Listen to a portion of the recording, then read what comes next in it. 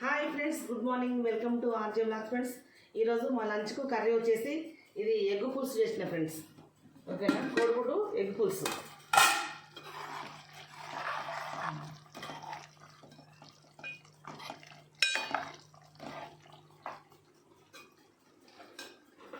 ఇది మంచి టేస్ట్ ఉంటుంది ఫ్రెండ్స్. మా బాబుకి ఇష్టం, చేయమంటే చేసిన వాడి కోసము.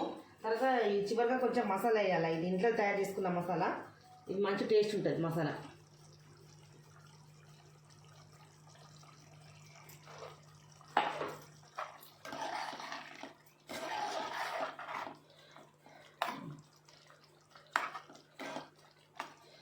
ఎగ్ పులుసు.